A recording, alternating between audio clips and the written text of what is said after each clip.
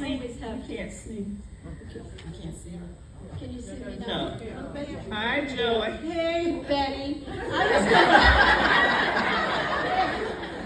Dr. Collier Thomas, who... You can call me Betty. Thank you. No, I actually was going to tell the story slightly differently. But she did get many elements right. I don't think my husband didn't have a job, but and as you say, he did go on. He too is a scholar and an intellectual, and That's right. and went on to do very significant things. So I don't want anybody to leave here thinking that my husband of 50 years has not No, had that a was just an distinguished early career. period. But didn't I, yesterday, Byron, Betty, Edmund, Gator, Barry Gator, I had a chance to talk a little bit about the beginning and my awe in the presence of these people and many others, including John and Rowena and so on. And I think I have delivered on my promise of philosophers and scholars and erudition of the very highest order. So please give them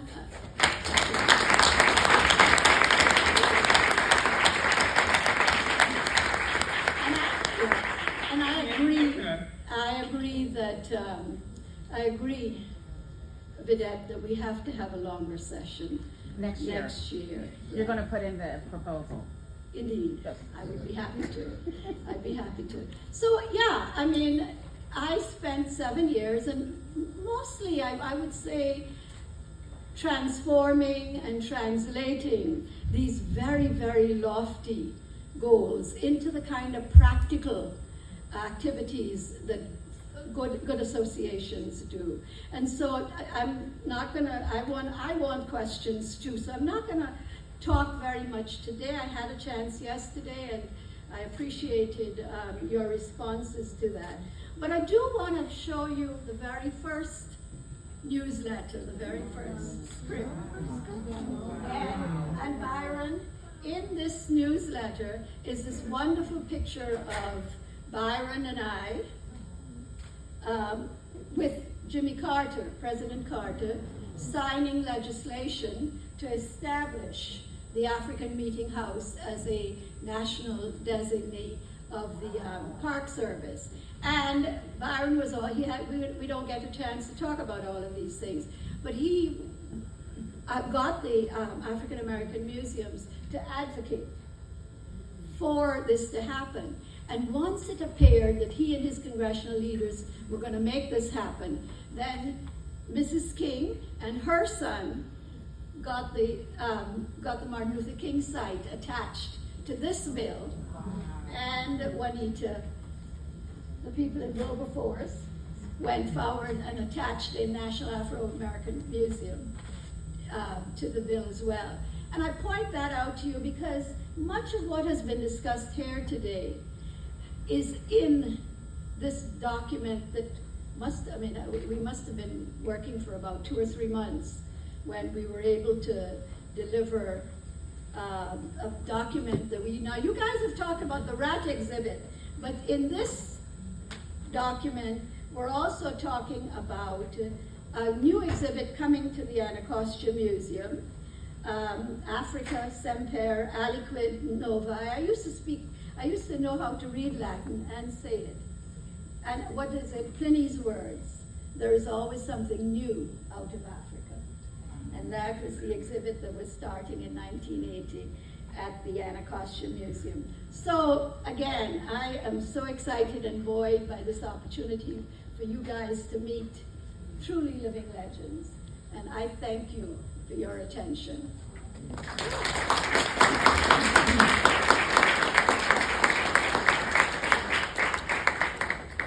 Hasn't this been awesome? Yes. Yes. Do we have a question? Okay, come forward. But I heard Mr. Rushing talk about they almost burned down Washington, the black people did, and as a result, a lot of these things happened. I'm wondering, after the Black Lives Movement, all of We it. can't hear you. Can you? Yeah, so when he finishes the question, just repeat it, and that'll help us. Why Yes. don't you pass me? I'll do it.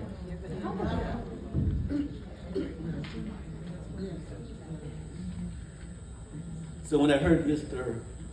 Rushing talked about black people burning down Washington and a lot of changes that happened because of civil rights, I think now about the Black Lives Matter movement and what AAM is going to mean as a result of that and some of the changes that are happening like now in Florida. Okay. Did one of you want to take that question?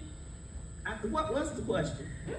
He asked about the current events of, and the relevance to the 1968 riots that Byron Rushing talked about, and now Black Lives Matter, and how we're kind of in a similar situation, and how do you think we should respond? Is that the Yeah, I think, and that's a very important question, and I think the simple answer is you gotta respond.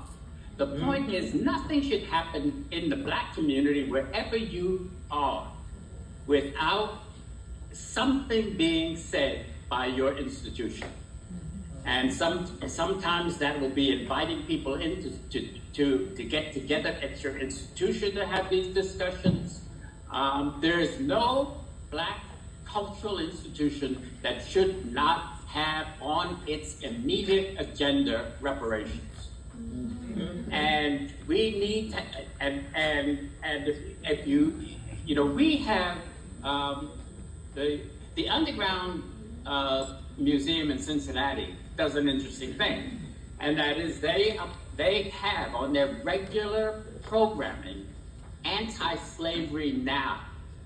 You see, they talk about the whole question of a slavery that exists now in the world, and that's an important part of their programming.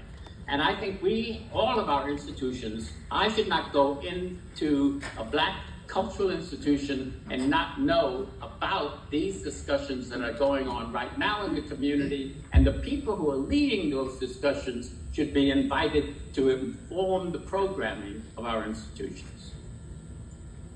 Well, also we have to deal with the major issue is the attempt now to eradicate our history, and the problem is they don't want their white children to know that history, and so we're at a certain juncture. They're trying to take us back to a simpler place in time before even the civil rights movement. But the main thing is they do not want their children to know. And so that's why you got that statement by DeSantis about us and these jobs. And so, forth. and my we question, don't know my our question, history. right? I and want to get Betty, to this too. And Betty, my question to everybody in the audience that we can't see is, what did you say about that as an institution in the past few weeks? And what are you going to do? Have you organized to deal with this? People are afraid of their jobs, teachers in public schools and black teachers, that you have got to sanitize what you say and not tell the truth. And of course, teaching students at Temple, I mean graduate students, and most of the students I have taught are white because I'm in the history department. And they don't know anything about black, and my colleagues, they stopped me from teaching graduate courses because my colleagues as historians don't know because they don't read black books. Barry Gaither, can you respond to that for us? Yes, because this attaches to issues that we were addressing in 1970, 1975, 1980, throughout. Government and governmental entities have fundamental obligations to rebalance stuff where we are.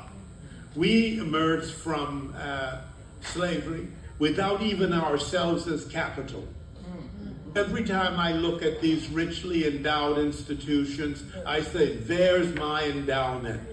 and I can't go and get it directly from them. When they want to do something nice for me, they want to make me a suppliant, and then they get to administer.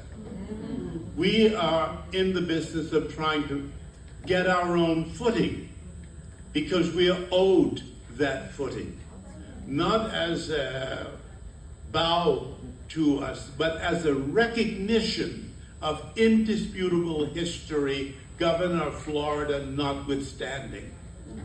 We need to oppose on every front how it is that previously privileged institutions continue to get privilege to do stuff over our heads, and we don't get the resources to build for ourselves what we need with the money that we've laid up in all of these places that have been not just benefiting from the initial capital, but from the interest on all of that. And it shouldn't matter if the children feel embarrassed. They ought to.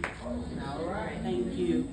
Well, I hope that Trump does not get elected. We do have one more question. Know what I'm saying? Brandon is coming over to, before that question is asked, Vedette has some folders that she's going to be giving out to everyone here, some special folders for this section. So just wanted to make sure you get your folder before you go. Please make sure that Barry, Dr. Collier Thomas, and election notice. Okay, and our panelists, they're going to be mailed to you, so you'll be getting one as well. Our question. So my question is a bit of a question comment. I'm kind of old school, and all of these acronyms have kind of gone past me. I had a NAMA, an AAMA, and then an AAMA. Is that the evolution of what is now the Association of African American Museums? And I know, like you said, this ends up needing to be a 2-hour, but also within that, again, the archiving, and everybody's talking about archiving, have the speakers also archived and brought to an institution within their states, their information. As they stated, we need to archive, and is this program, is their speaking going to be archived somewhere? This is being recorded. I will tell you that the first name of this organization was AAMA, and then it was changed to AAAM. So in 1998, it was changed. And is that somewhere, so again, people have that chronology? Is it on the website? It is, some of it's on the website, it's in the program. Some of it's on the website, and some of it's in the program book. And it's in our archives, it's unprocessed right now. Yeah, and we do have archives at Howard University at Moreland Speed Farm. It's unprocessed, so if anybody wants to help me. Okay, Mr. Gaither, I think we want you to have your closing reflections at this time. Well, you know, I keep thinking about the promise that's in front of us. And I think that there are a couple of concerns we need to keep foreground. One is there's nothing on offer in the human family that we're not a part of. So if there is going to be great advancement in any arena, we're going to be part of it and ought to be at the center of that conversation. When I think about artificial intelligence and where it seems to be leading us, it makes me reflect on how we assure the humanity of the endeavor that we're in. We're in a business which is about human spiritual content fundamentally. And it's important that we not lose ourselves in all of that at the same time that we embrace all of the possibilities that are presented. That matters because we have a history as a people of a deep compassion and a deep spirituality that should not be displaced by information as such. We are in the business, I hope, of transformation and education, not just entertainment and exploration. So I call attention to how to retain values that are deeply humane, that attach and honor our historical experience for all of its complexity, and that those are the things that give us the transformative cultural power that has impacted every contemporary civilization globally.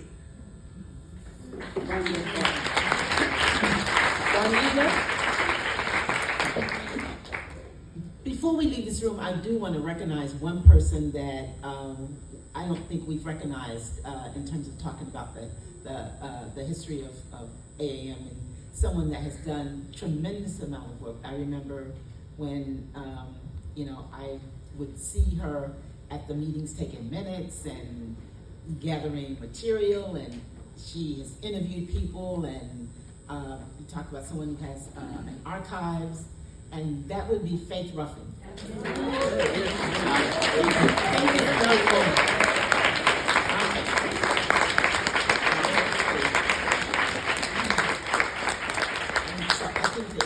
It is appropriate that we recognize her because, we're talking about the archives and that we need to write the books, and Betty says she's going to get on that.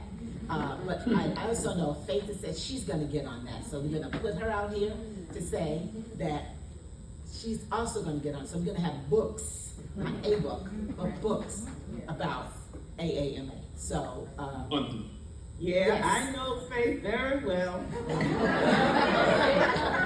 I see everybody. And Faith and I had some of those discussions years ago about, and really the question is the need to tell our own history. That's right. Okay? But And you in have its to. complexity, Hmm? and in its whole complexity. Yes, in its own complexity in a way that the people can read it too and understand it.